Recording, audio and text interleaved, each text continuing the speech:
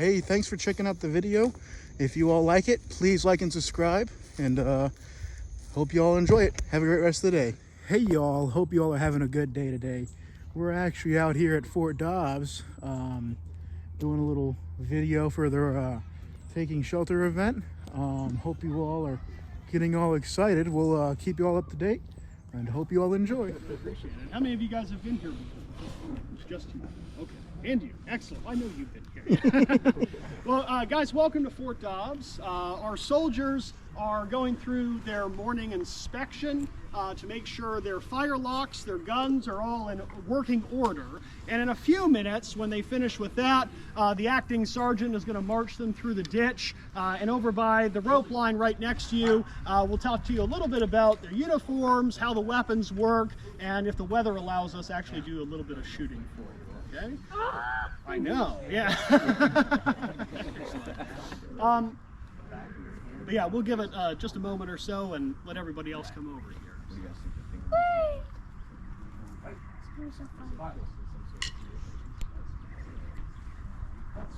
That's the first thing I thought.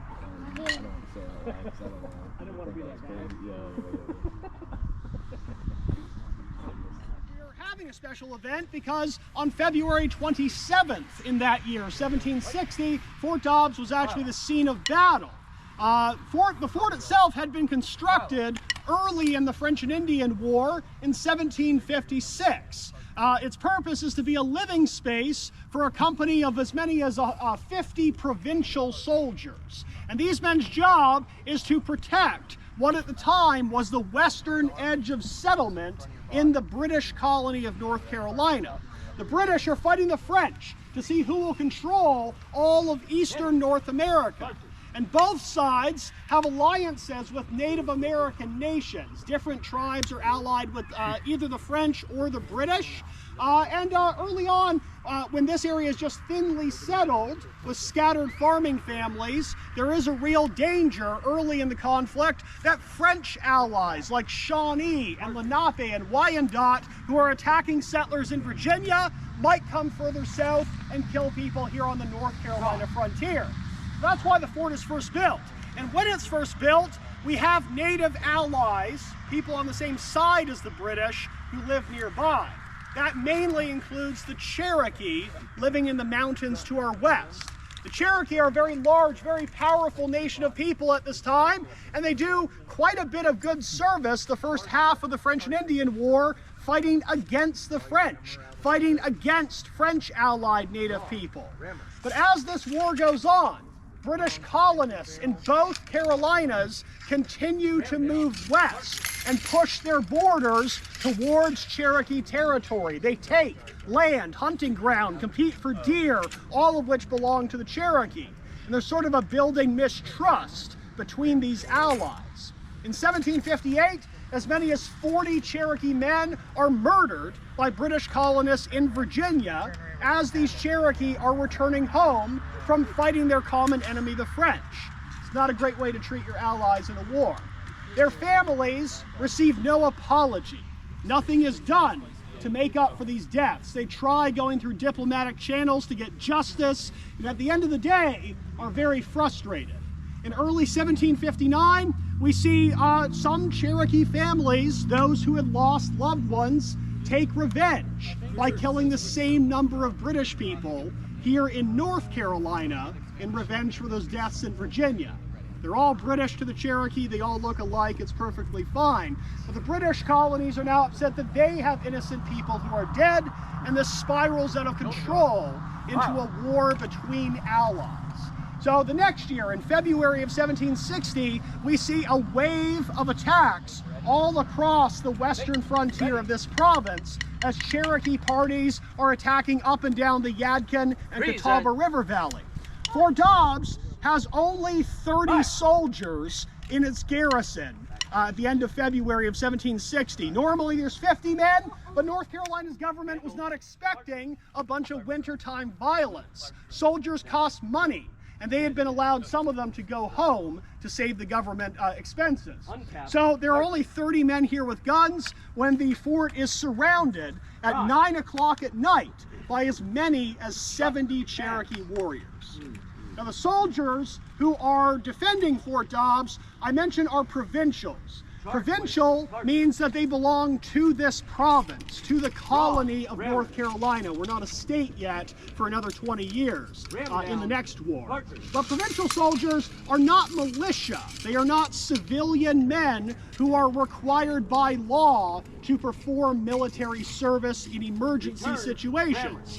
They are enlisted soldiers. They voluntarily join North Carolina's own military force. We are all British colonists, but there is not enough presence of the British Army, of professional redcoats in North America to attack the French and to guard every little fort in every colony. So all of these provinces come up with their own full-time soldiers. These men typically will enlist for 1 to 2 years of service. When that time is up, they can go home. It is their job while they're in service, just like being in the United States Army today. They're paid. When possible, they're provided with uniforms, but North Carolina is a real cash-strapped colony, and the private soldiers don't always receive much. So you might see the men, in this case, all do have a regimental coat that makes them uniform with each other, but they're wearing sort of a smattering of their own civilian clothing otherwise. They're equipped mostly with military muskets. When the war begins, North Carolina receives 1,000 stand of arms, or sets of weaponry, sent over from the Tower at London. We have no supplies of weapons here when the war starts, so it's crucial that the home country give us weapons to defend ourselves. By a few years into the war, by the war with the Cherokee, many of those initial guns had been broken or sold for rum and lost, and some men are having to use civilian hunting weapons, fowling pieces, trade guns. All firearms at this time work the same basic way. They are flintlock weapons. What that means is the lock, the firing mechanism of the piece, has a sharpened piece of flint. Who can tell me what flint is? None of you guys can? What do you think? It's a mineral that can be found underground. It is a type of mineral that can be found underground. More specifically, it's a rock, a type of stone. And you'll actually see in Mr. Melius's piece here, we have this little sharpened piece of very hard flint held in the lock, that firing mechanism I was talking about. The way a flintlock weapon works is when the flint strikes a steel battery, a steel surface, it is actually sharp enough it's going to shave off red hot sparks of metal. And that's how we're going to light a fire at this time. It's how we're going to ignite the gunpowder in our weapon. When these guns are loaded in just a moment, you'll see that the soldiers are putting a small charge of powder in a pan that the sparks land on, and that will ignite. Yes, sir. The men are ready. Would you like us to extend or keep the close ranks, and would you like us to maneuver at all? Initially, where they are, would you have them load step by step?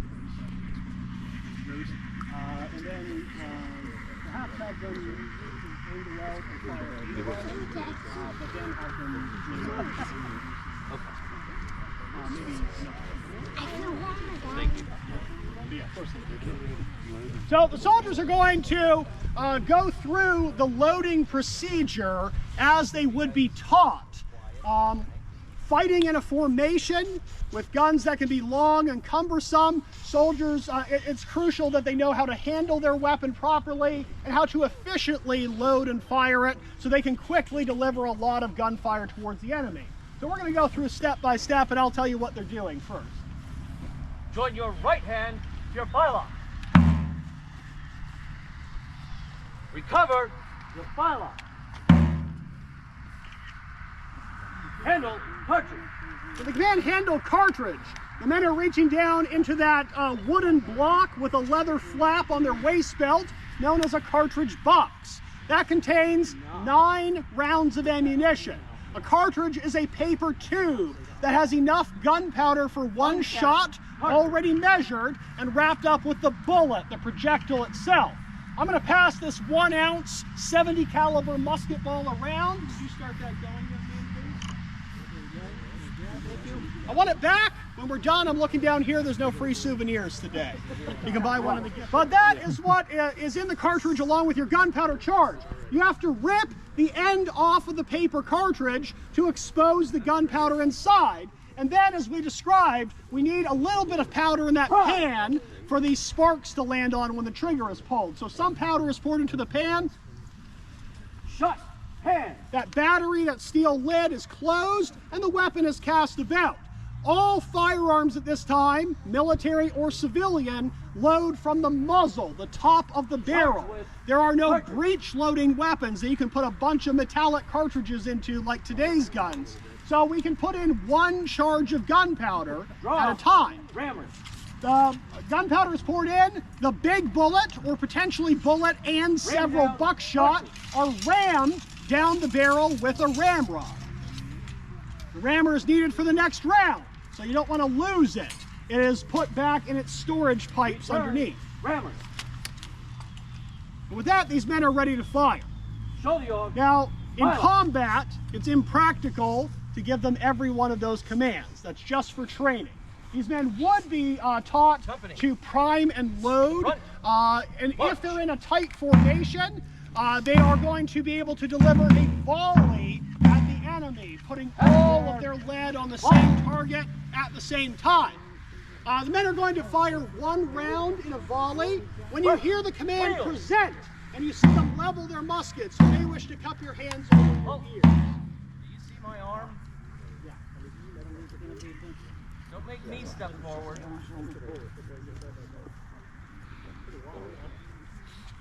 Make ready! Freeze! Fire!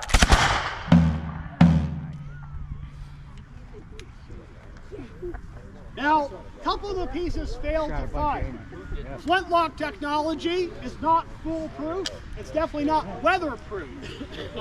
It's kind of a misty day here. The gunpowder in the pan that the sparks land on can get too wet to properly ignite. Even if things are dry, you have to have a sharp flint to create that shower of sparks. But every time you pull the trigger, every time the flint hits that steel battery, some of that sharp edge is dull. And after around 20 shots or so, you need a new flint. You might find yourself in the middle of a battle having to take out a turn screw, unscrew your old flint into place. But part of the advantage of fighting in a formation of soldiers is even if your musket doesn't work, somebody next to you is still sending lead towards that same target. Come to the shoulder. Now, there's a lot of mythology about this time, weapons of this time period, that they're extremely ineffective. These guns, they are smooth bore. They're not rifles. They don't spin a bullet to keep it super straight at a super long range. But within their capabilities, what they're known to be, it can be very effective firelocks. The bullet, even though it kind of bounces as it leaves the smooth bore barrel, is fairly reliable to hit a man-sized target at about 100 yards. Soldiers are taught to fire at marks, at targets, even in the British Army at this time. They take sight down the barrel. And out to 75, 100 yards, you stand a good chance of hitting the guy you're aiming at or someone very close to it. When you get beyond about 150 yards, it becomes a little bit more questionable where your bullet is ultimately going to end up. But that's still a considerable range. From where you guys are standing to the far tree line across the field is about the effective range of a musket. An enemy force coming towards this fort over that distance will have several shots put onto them by those soldiers. As they get closer, that fire becoming more and more effective. Now, while the men train in a traditional style to be in a line, a tight formation, fighting in North America often causes the British Army and the colonial soldiers to adapt the way that they fight.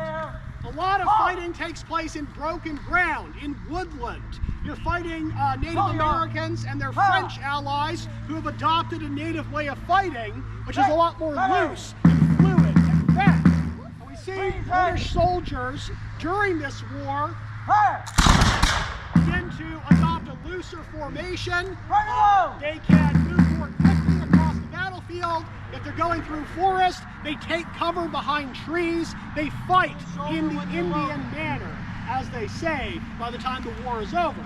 That's part of the reason the British Army and their provincial soldiers are ultimately successful, is they finally adopt the same style of fighting as their foes from when the war starts.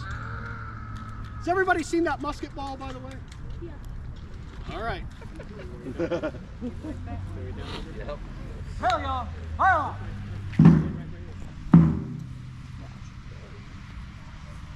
To the left! Wheel! Run! March! Head there! Halt! Kneel! Make ready! Freezing! Fire!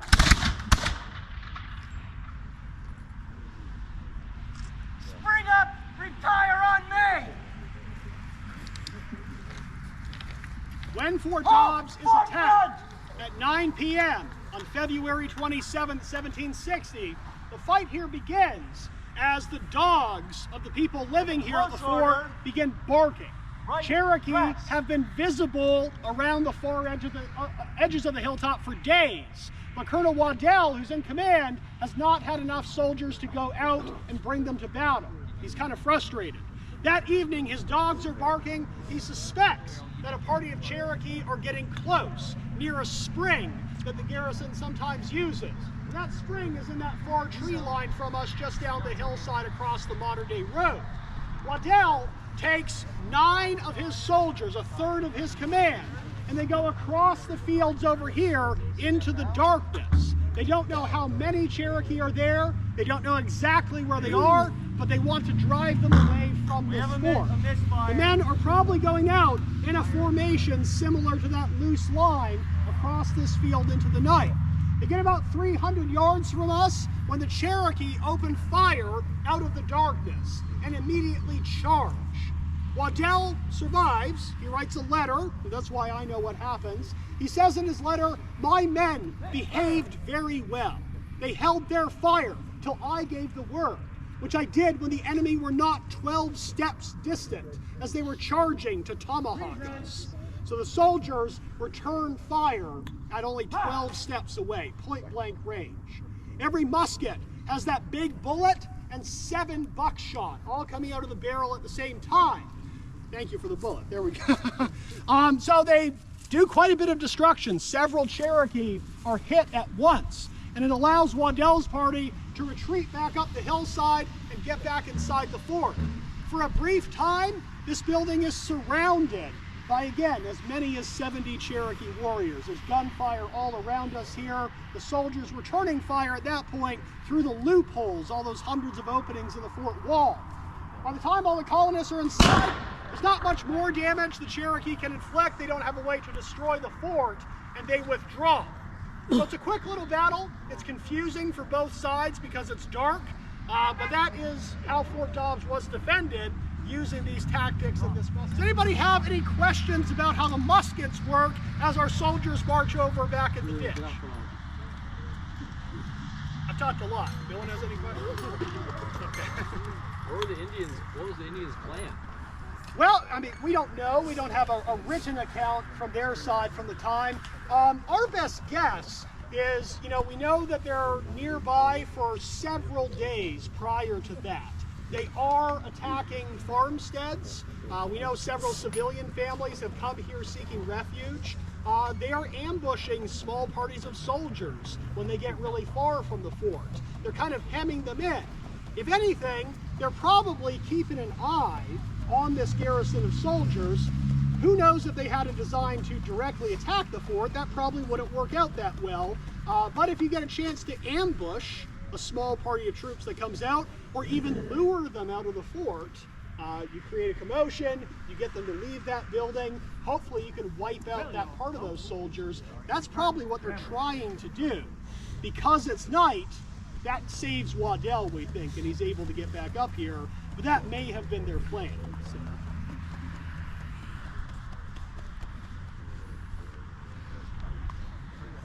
Did they only have muskets, or did they have any other firearms?